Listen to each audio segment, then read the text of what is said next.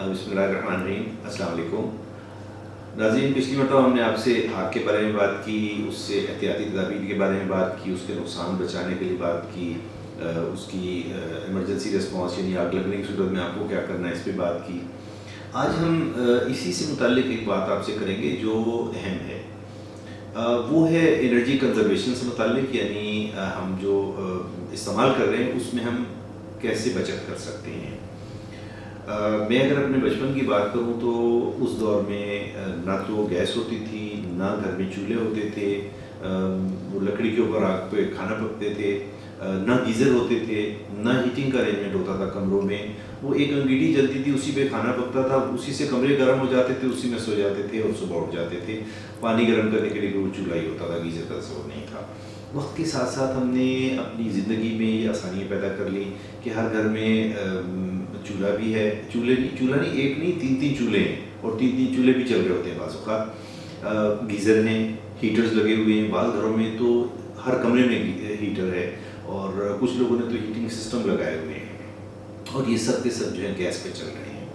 आपको इल्म है कि पाकिस्तान में गैस के ज़खायर कम हो रहे हैं और गैस के ज़खायर कम हो रहे हैं और हमारा इस्तेमाल बढ़ रहा है।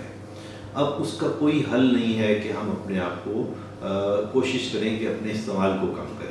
जब तक हम अपने इस्तेमाल को अपनी जगह पे नहीं लाएंगे ये गैप बढ़ता जाएगा और हमें परेशानियाँ बढ़ती जाएंगी, हमारी पूरे मुल्क की परेशानी बढ़ती जाएगी और अल्टीमेटली उसका रिज़ल्ट आम आदमी पर ही पड़ रहा है। तो खतरा दरिया बनता है। आपको मालूम है कि ऐसा नहीं है कि मैं अगर बचत कर रहा हूँ तो उससे क्या फ़र्क पड़ता है, बाकी लोग तो ज़ाया कर रहे हैं, लेकिन हमें कोशिश करनी होगी हर फर्द को कि हम अपने इस्तेमाल को कुछ कम करें। यानी अगर गैस हीटर के बगैर काम चल सकता है, गर्म कपड़े पहन के और कमरे को वैसे गर्म रख के, खिड़कियों को सील करके, दरवाज़ों को बंद रख के अगर काम चल सकता है तो चलाएं।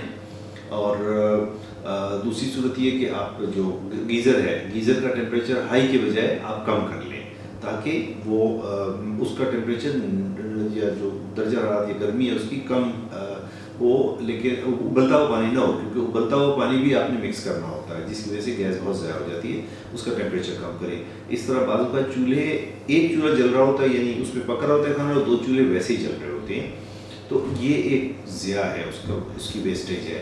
मैं चूँकि ऑयल कंपनीज़ में काम करके आया हूँ जहाँ पर हमें दिन रात मेहनत करके उस गैस को ज़मीन से निकालना होता है, उसको पाइप लाइनों में पहुँचाना होता है। कंपनीज जो है उसको फिल्ट्रेशन करती हैं, उसको सफाई करती हैं, उसको पंपिंग करके कंप्रेसर से आप तक पहुंचाती हैं, तक घर में पहुंचाती हैं पाइपलाइंस के ज़रिए। एक बड़ी कीमती चीज़ है जिसको हम ज़ाया कर रहे हैं।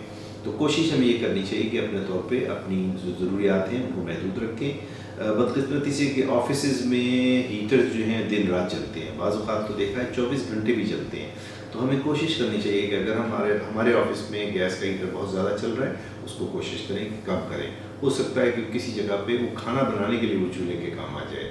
और ये गैस की कमी की वजह से ख़तरात बढ़ रहे हैं कि लोग फिर सब स्टैंडर्ड और गलत किस्म के और घटिया किस्म के सिलेंडर्स ला रहे हैं, वो इस्तेमाल कर रहे हैं और उससे वाक़यात होने शुरू हो गए। मैंने पिछली वीडियो में बताया था आपको, एक मेरे घर पड़ोस में वाक़या हुआ और इसी वजह से हुआ कि गैस की लोड शेडिंग की वजह से खाने के वक्त अगर गैस नहीं आ रही तो आप कहते हैं चले LPG सिलेंडर ले आते हैं। LPG बहुत अच्छी चीज़ है, बहुत सेफ़ है, लेकिन अगर उसका एहतियात से इस्तेमाल करें तो सेफ़ है। अगर बेहतियाती करेंगे तो आपकी दुश्मन है, आपका नुकसान कर जाएगी। तो हमें कोशिश ये करनी है कि अपनी ज़रूरियात को महदूद करें और जो भी काम करें जब गैस का इस्तेमाल है तो उसको उन एहतियाती तदाबीर के साथ इस्तेमाल करें और अगर खुदा न खास्ता आग लग जाए तो उस पर काबू पाने की कोशिश करें ताकि नुकसान को बचाया जा सके। उम्मीद है कि ये आपको ये मैसेज समझ आएगा और हमारी अपील ये होगी, हम रिक्वेस्ट करेंगे इस मैसेज को आगे पहुँचाएँ। हो सकता है कि हमारी बात जो है किसी तक पहुँच जाए। अगर लाख लोग सुनते हैं, 10 लोग भी उसमें से अगर वो समझ जाएँ तो मैं समझता हूँ हमारा हक़ अदा हो गया और हमने किसी को पैगाम पहुँचाया। इसके साथ बहुत शुक्रिया, इंशाल्लाह फिर मिलेंगे। अस्सलाम वालेकुम।